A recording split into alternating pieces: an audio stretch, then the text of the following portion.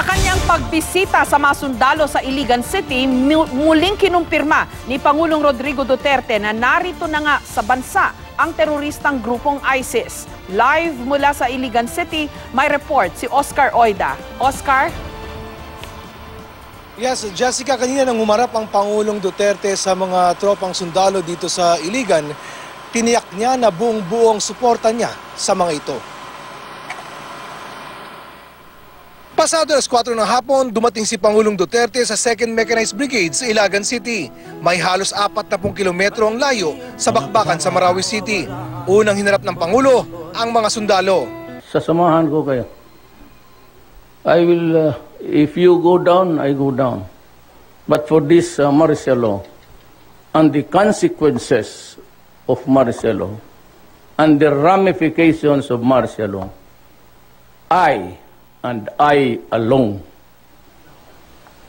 would be responsible. Bilang suporta raw sa mga sundalo, handa ibigay ni Duterte ang lahat ng kanilang pangangailangan mula sa armas hanggang sa pangangailangan pang-medikal. Pati raw presidential plane pwedeng gamitin para mailigtas sa mga sugatang sundalo at mga pulis. You fight and I will pray for you and I will answer for everything. Huwag na kayong mag-alaala. I'm scraping the bottom of the barrel to look for money to see you through. Basta lahat ng kailangan ninyo, ibigay ko.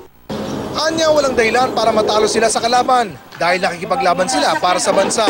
Sa kanyang talumpati, ikinumpirma niyang narito na nga sa bansa ang kinatatakutang grupong ISIS, isang international terrorist group na nasa likod ng maraming human rights abuses at war crimes.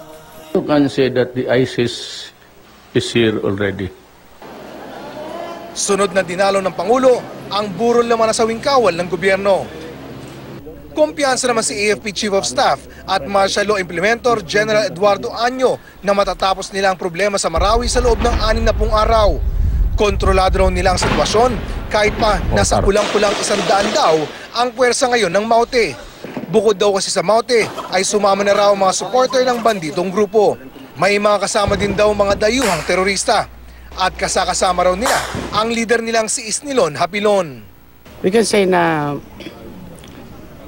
less than 100 yung kinukompront natin sa mga yung ongoing encounters ngayon.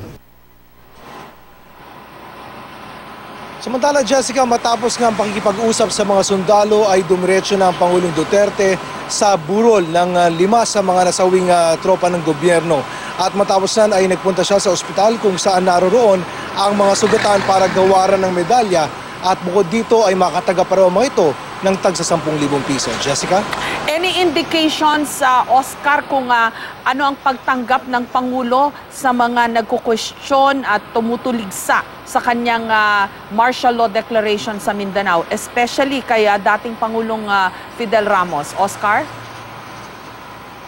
Yes, Jessica, kanina napakaikli lang nung talumpating binigay ng Pangulo. No? Naghanda nga yung mga miyembro ng media ng mga katanungan at isa nga yan sa mga gustong linawin o alamin ng mga kasama natin sa media ang kanyang reaksyon patungkol nga dun sa sa statement ng dating Pangulo.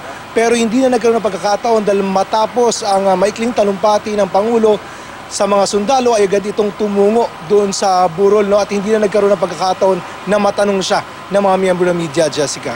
Maraming salamat sa iyo at ingat kayo dyan sa Iligan, Oscar Oida.